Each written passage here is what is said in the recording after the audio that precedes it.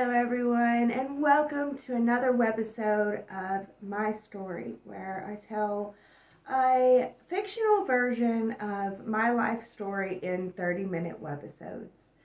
So, oh my gosh, y'all, I've been telling y'all about my time in hell. And yeah, it was crazy times. Those days, my kids remember those days the most. That's part of, it's like they tell me that the time in hell was the time that I should have taken them to Disney World, like they should have been that age. And yeah, but you know, things are the way that they are. You know, I believe in looking at how they are and then moving from there. And that kind of mindset right there, look at how things are, face reality, then move from there. That is the mindset that helped me move out of hell, if that makes sense. So yeah,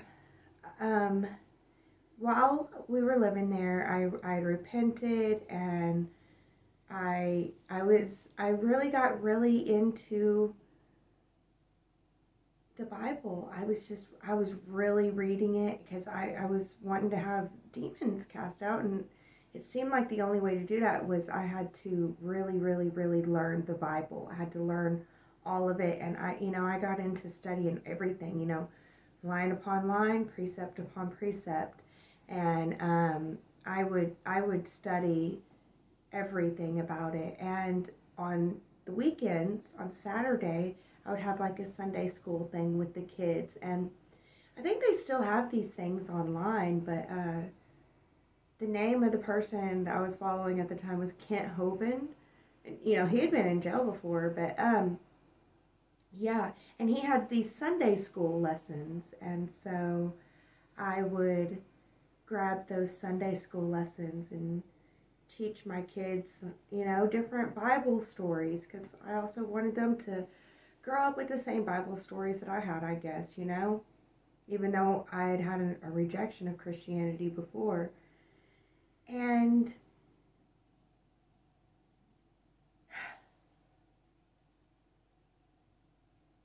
there's a part that I really wish that I hadn't have played. I'm in my villain outfit today, because this is, the Queen of Hearts. Like I said, we're all heroes and we're all villains, and there's no good guy or bad guy. There really isn't. And I've played the villain in other people's story, and today I'm going to kind of tell the story of that. I don't know. It's really sad. To me, this part of my story is really sad, and I guess all the other parts of my story are parts of my story that I've told to other people many times. I've processed them through therapy. But as you know, when my therapist said I was no longer BPD, that I'd worked through the dialectical behavior therapy, and and now we're working on complex PTSD, which is the same thing my husband has. And the thing about my husband, I didn't quite mention, Dave, I said that he did go to the mental hospital too, and so did I. So we kind of, it's kind of like bonded us, and we were two people that people say to not be with, but we're going to be together. I don't know.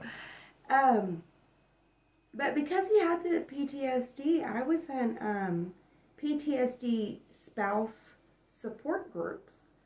So it was just strange for me that she was changing my diagnosis to my husband's diagnosis, because we were trying to work with his diagnosis and work with mine too, and to navigate us, that's, I think that every relationship defines itself, because humans are so unique. You can't say, this is cheating, this isn't cheating, because what's cheating to one person may not be to another. So when you're in a relationship with someone, you have to discuss that with the person and figure it out with them.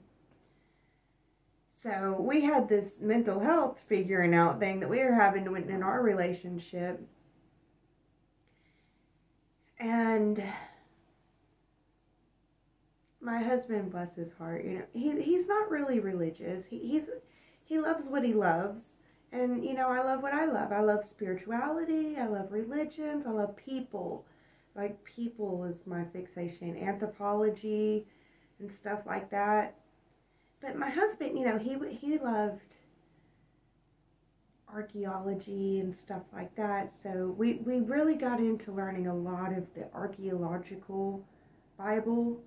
And it's just, it brings the Bible to life in a whole different way. But anyway, I guess I'm trying to avoid telling my villain story. I don't know. I'm not sure I necessarily played the villain, but I don't know. So we were living in Spring Meadows hell, and my brother calls me, my little brother. He tells me that him and his baby mama are having really tough times, and, you know, people are going to, like, take their life or something, and from the city that he's in, and he's got to move out. And, you know, I live way out in the country, you know, so he's like, can we come stay with you?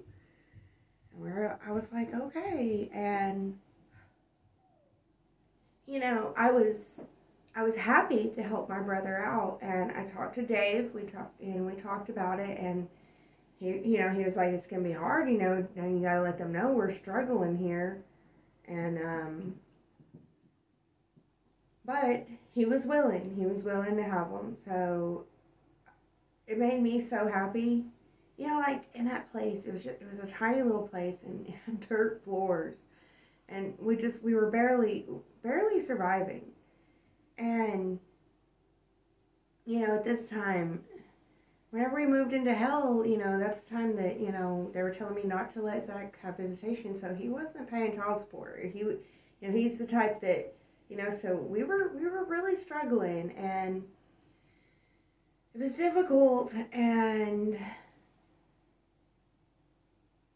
the thing is, my brother and his baby mama, they weren't married, but she had 3 other kids. And then the baby with my brother. And, you know, my kids loved and adored them. They were all toddlers, and my kids were a little bit older.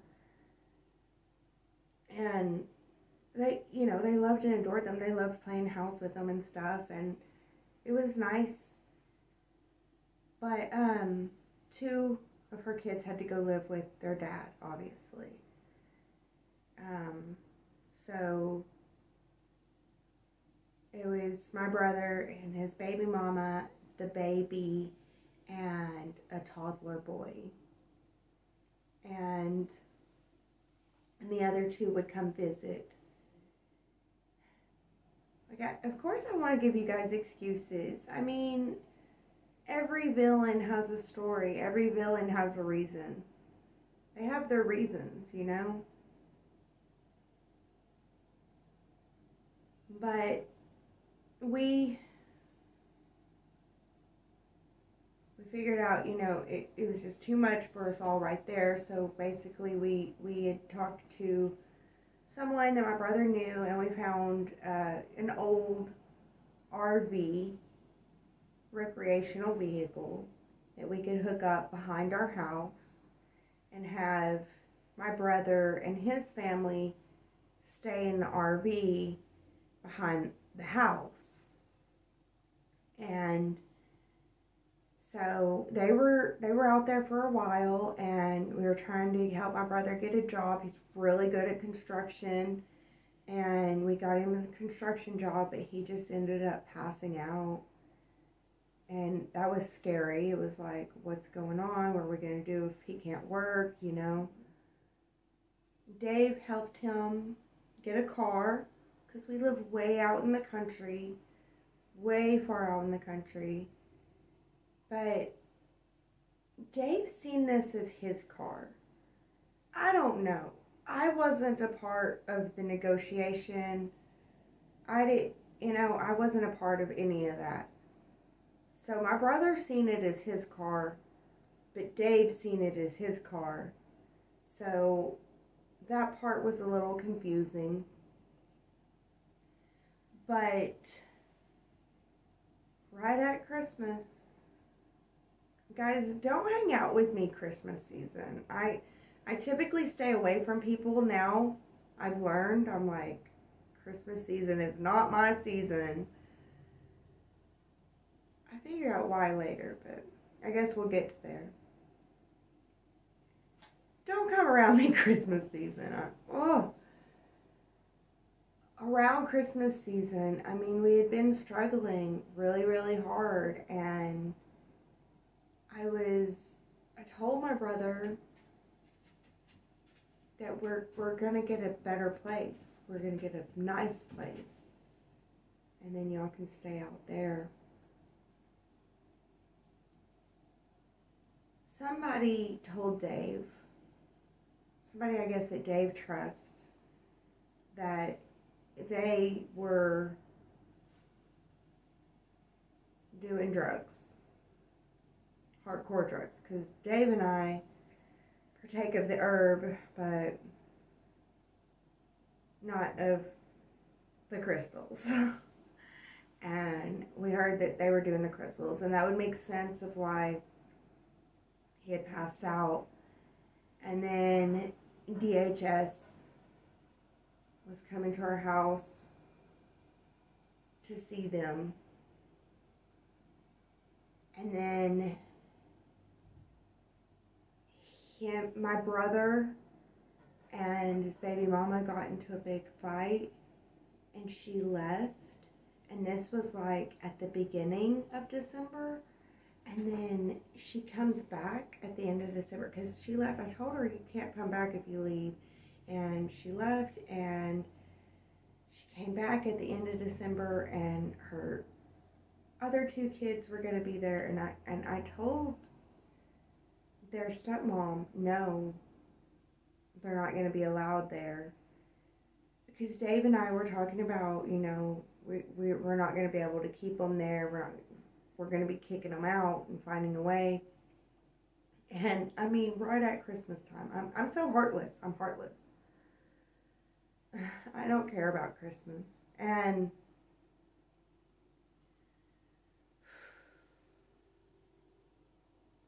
this was like December 22nd, December 23rd. And she came back, and I don't know. I couldn't sleep. I was just like, oh, I can't stand it. And well, first of all, the night before, she was super mad at me because her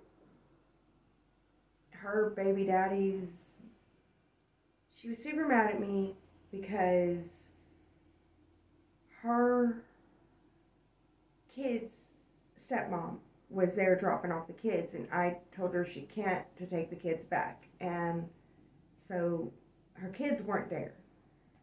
And it's at 4 o'clock in the morning, and I just go out there and I like bang on the RV.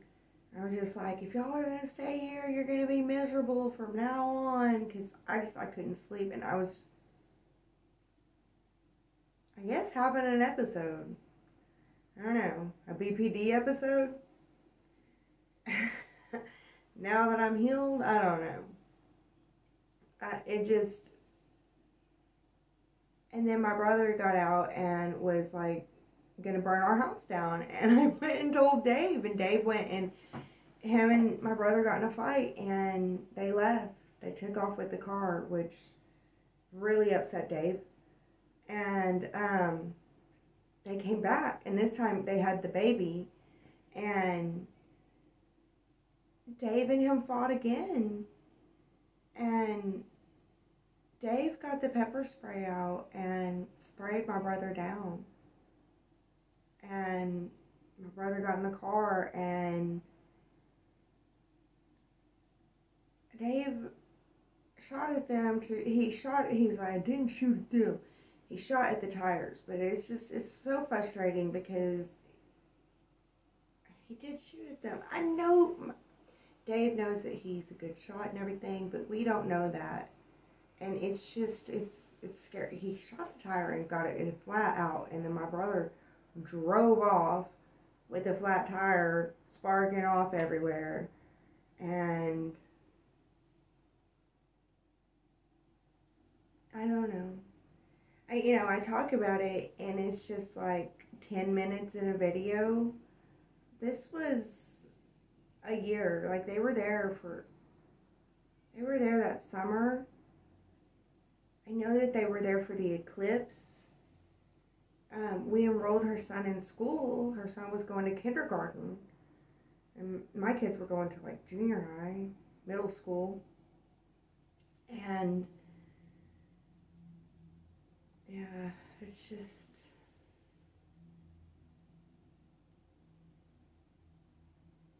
I feel like I could have done better.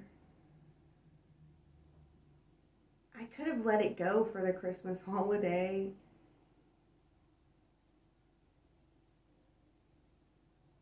I don't know. Maybe not. So, yeah, it was tough times because, my brother was there in the mix of all that stuff. And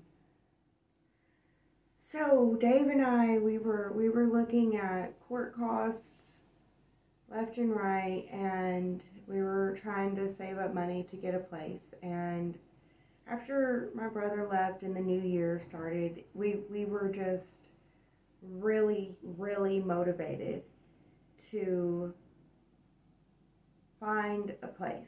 And we had saved up a lot of money, and I'd saved us a lot of money with the lawyer stuff too by doing some of the work for them. And but yeah, and we were able to get Dave's charges dropped, which is the most important part. And I was just so afraid that now that child support had dropped all the arrears, that I was going to get hit with custody any day. The only saving grace was the fact that Zach wasn't paying child support. So I figured that's a little bit of arrears. He's already beginning to accrue again. So I'm hopefully, because to me, that's what I saw arrears as. I just wanted arrears so that my kids could be safe from him. And yeah, we were still dealing with head lice, and I still had to buy head lice stuff constantly. Like there was times whenever we couldn't eat, and I had to go buy head lice. It was so crazy. Like my stomach would be growling and hurting, and I would have to treat their hair. And I remember a time, bless their hearts, they had a friend who, they were really good friends with her, and I made sure every single time if they were going to go stay the night with her, I really, really, really picked their hair, and I always did a treatment before, because I know I don't want to be the type of mom that's sending my kids with head lice to other kids' houses. I would never. And I understood, and I really did. I really did if they were going to go over to her house, and I didn't really allow her to come over to our house. Like, the kids weren't really allowed to come over to our house because it just wasn't a sanitary place for kids, So she invited them to their birthday party, and they told me the night before, and I was so tired, and I was so exhausted, and I knew I wasn't going to be able to fully nitpick their hair, and I got as much as I could out, and I couldn't tell them, no, you can't go to her birthday party. Like, how can I tell them, no, you can't go to this birthday party? And so I told them that they could go, and I treated their hair that morning. I got as much knits out as I could. It was a swim party, so I was thinking, it's a chlorinated pool anyway. All the kids will be in it, and her mom, well, the little kid's grandma, she saw the nits in my kid's hair. She saw him come here, like stumbling. So embarrassing. It so sucks. And yeah, they saw the nits, and they just looked. They're like, why would you bring them to the birthday party if there was nits? And I was frozen. I didn't believe that they were gonna believe me, that I was tell them, hey, we've had headlights for the last 10 years and I treat them every single Friday and we nitpick every night. It's just a part of our routine. I don't think that they would have believed me. I treated them this morning to ensure that all of the bugs would be dead. There's no way that any of them could hatch, and if they did, it's in a chlorinated pool. So I made the call that maybe it would be okay. Either way, my kids became the laughing stock of school. They were never allowed over at that girl's house again. And she told all the parents about me, how I'm the awful one. I'm the one that they all have had lice for. There's got to be a scapegoat, right? I'm the community scapegoat.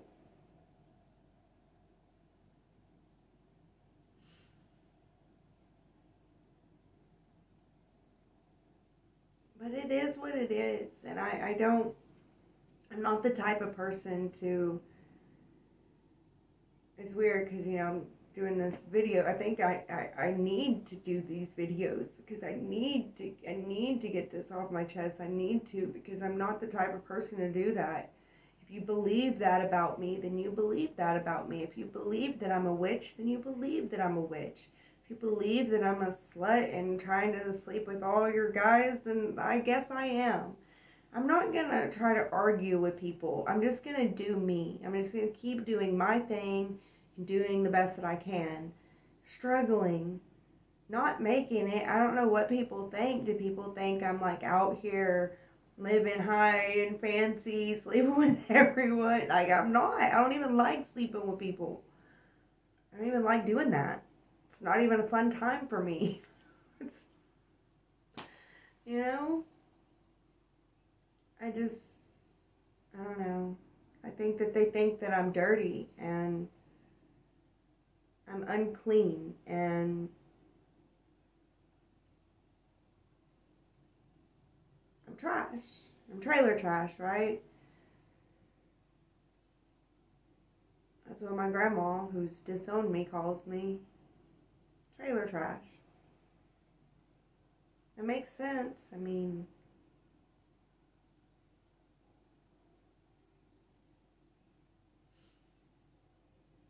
I don't know. I'm not a victim, though. I'm not a victim, and I've overcome, and I don't care what people say about me. Like I said, they can say whatever they want. I keep moving forward, and I keep doing me every single day.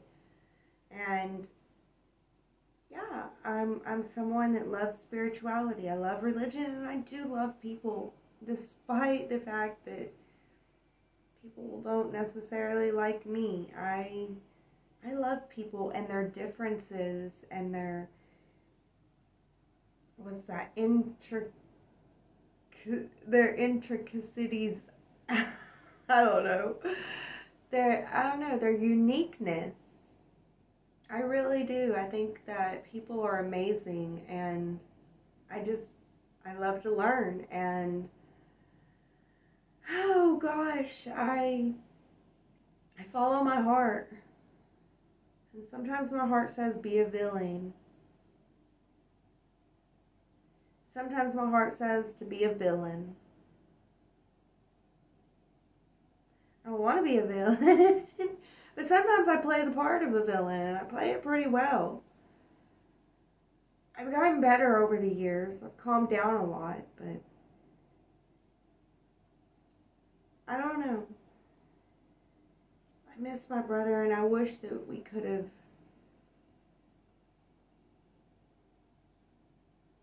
lived together in more peace.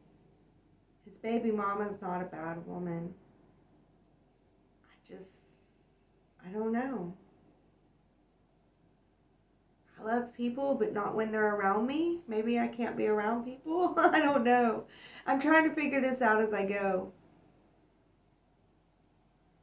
Anyways, guys, I think that's all the time we have for today, and I'm just rambling, but that's my story so far. Thank you guys so much for listening. That's my villain story. There's not enough excuses, and I don't know. I did have to mourn this. There was a mourning period for me. My brother. Honestly, there's a mourning period with the headline stuff too. It's not easy. Alright guys, thank you for listening to how I became the Queen of Hearts. And I hope that you guys have a wonderful day, and thank you guys so much once again. You're the best. You made it to the end. As always, be blessed with love.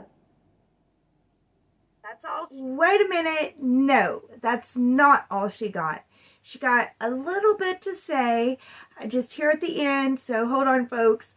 I just want to say really, really quick, I've got an exciting opportunity to share with you. As a student and a content creator, I pour my heart and my soul into each and every video. And I absolutely love bringing you all along on my crazy adventures. But you know, creating quality content requires a lot of time, effort, and resources. But that's where you can come in. If you enjoy my videos and want to share your support, I've set up a few ways for you to contribute and become an even more integral part of the Mystic Hillbilly community. Your support means the world to me, and it helps me to continue doing what I love most. First of all, I have a few donation options available to you. If you'd like to make a one-time contribution, you can find the links to my Cashapp, Venmo, and PayPal in the video descriptions. And every single donation, no matter how big or small, truly makes a difference and allows me to create even more exciting content for you all. But wait, there's more. I'm thrilled to introduce to you my Patreon membership, where for only $5.55 a month, you can gain access to exclusive behind-the-scenes content and outtakes from all my videos. As a Patreon supporter, you'll get to see all the edits and behind-the-scenes bloopers that didn't make it in the final cut. It's like having a VIP pass to the Mystic Hillbilly editing room. This is really something special for all my haters out there. As a member, you'll gain access to hours of footage of me making mistakes, doing everything wrong, and just having an all-around hilarious time. So, haters, if you ever want to see me in my most human, this is your golden opportunity. So, whether you choose to become a member or make a donation, know that your support is deeply appreciated. I genuinely thank each and every one of you for being a part of this amazing journey with me. Your positive energy and contributions mean everything to me. Before I go, I just want to take a moment to say that I pray that every blessing sent my way is multiplied and returned to the sender tenfold. May success find their way into your lives as you've brought them into mine. Thank you all so much for your support, and until next time, stay adventurous, stay curious, and always remember to keep the mystic in you alive. And now, that's all she got.